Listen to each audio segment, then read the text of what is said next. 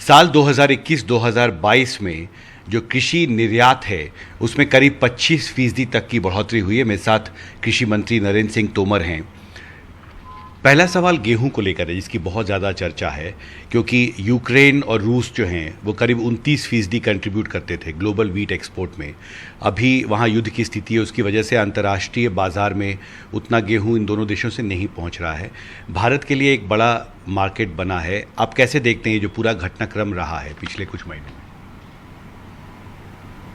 भारत ने प्रधानमंत्री नरेंद्र मोदी जी के नेतृत्व में कृषि के क्षेत्र में अनेक नए आयामों को छुआ है।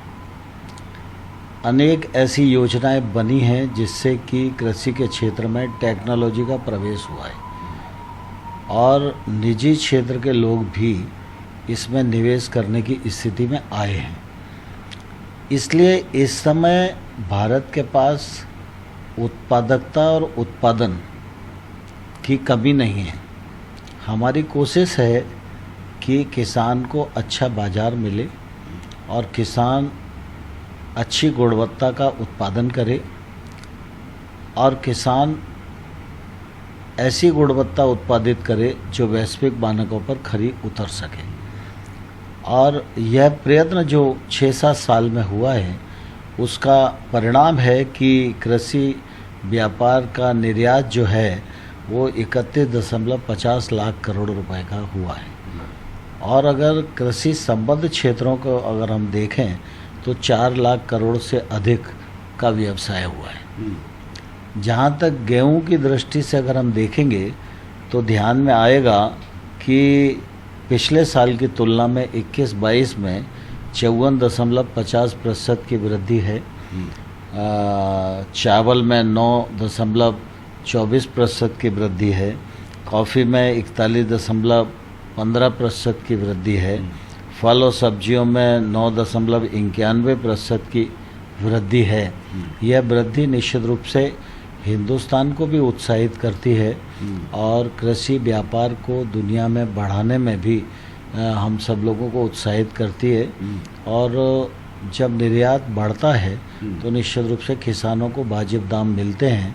मैं समझता हूँ कि ये परिस्थिति उत्पन्न हुई उसमें प्रधानमंत्री नरेंद्र मोदी जी की सरकार की किसान हितैषी नीतियाँ और टेक्नोलॉजी का प्रवेश जो कृषि के क्षेत्र में हुआ उससे निश्चित रूप से अच्छी गुणवत्ता का उत्पादन हम कर पा रहे हैं, जिसको सारी दुनिया में पसंद किया जा रहा है। जी, नए साल में जो नया वित्तीय साल है उसमें अंतर्राष्ट्रीय बाज़ार में गेहूं की जो मांग है वो बहुत तेज़ी से बढ़ रही है, क्योंकि दो जो बहुत बड़े प्रोड्यूसर देश थे वो युद्ध में फंसे हैं, रूस और यूक्रेन, और इसकी वजह से अंतर्राष्ट्रीय बाज़ार में भारतीय गेहूं की मांग तेज़ी से बढ़ रही है, ऐसी खबरें आ रही हैं।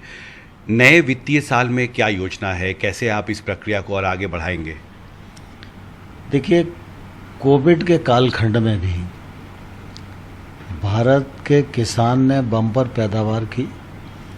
सरकार से जो अपेक्षित था वह सब निर्णय सरकार ने किसान के हित में किए और इसलिए आप सब ने अनुभव किया होगा कि कोविड के कालखंड में भी हम अपने देश में भी आपूर्ति करने में सफल रहे।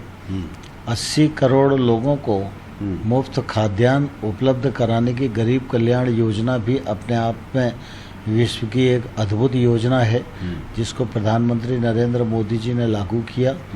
और हम दुनिया में भी जो खाद्यान्न की आवश्यकता थी उस आवश्यकता को अपने हिस्से के अनुसार पूर्ति करने में निश्चित रूप से सफल रहे हैं। जहाँ तक गेहूं का मामला है, निश्चित रूप से गेहूं की उपलब्धता हमारे पास है। वर्तमान परिस्थितियों में दुनिया को भी गेहूं की आवश्यकता है। मैं समझता हूँ दुनिया की आवश्यकता को पूर्ति करने के लिए भारत पूरी तरह तैयार भी है और तत्पर भी है। हमसे बात करने के लिए बहुत शुक्रिया। तो दिल्ली से कारण पात्रा के साथ हिमांशु शेखर, एनडीटीवी इंडिया।